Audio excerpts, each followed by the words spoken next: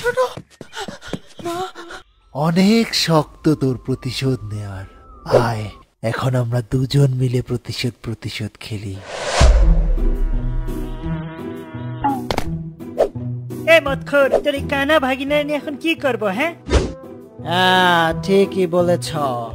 কি ঠিক বলছো? হ্যাঁ যা, হয় তোর ভাগিনার চোখ ঠিক করে নিয়ে আয়, নয়তো কোথাও ফেলে দিয়ে আয়। সারা জীবন আমগো ঘরে বোঝা হয়ে থাকবো নয়তো। উফ, বাপ মা তো মরছে, তোর জ্বালা আমার শেষ হচ্ছে না।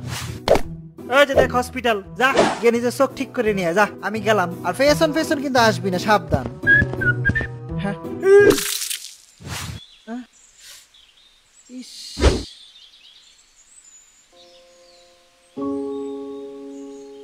চিন্তা করো না ছোট্ট বন্ধু, আমি এখন থেকে তোমাকে পালবো। আর ওই দিনের পথে আমি ওই মানুষটার কাছেই থাকতাম। আমারে অনেক যত্নে লালন পালন করি বড় করছিল উনি।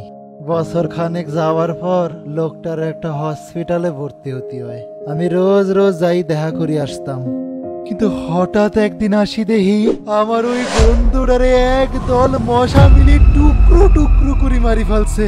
আমি দূর থেকে শুধু দেখেই যাচ্ছিলাম, কিছু করতে পারতেছিলাম না।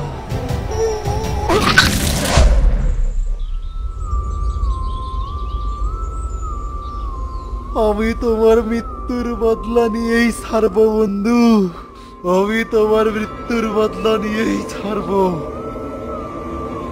ধীরে ধীরে আমি নিজেরে প্রস্তুত করতে থাকি। সবার আগে আমার টার্গেট ওর ছেলে মেয়ে, যারা ওই মশারে সাহায্য করছিল। এরপর হচ্ছে ওর ছোট ভাই,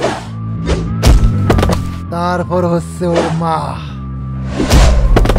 ধীরে ধীরে এরম করে আমি ওই মশাতে সব কারি নেব। অনেক শক্ত তোর প্রতিশোধ নেওয়ার।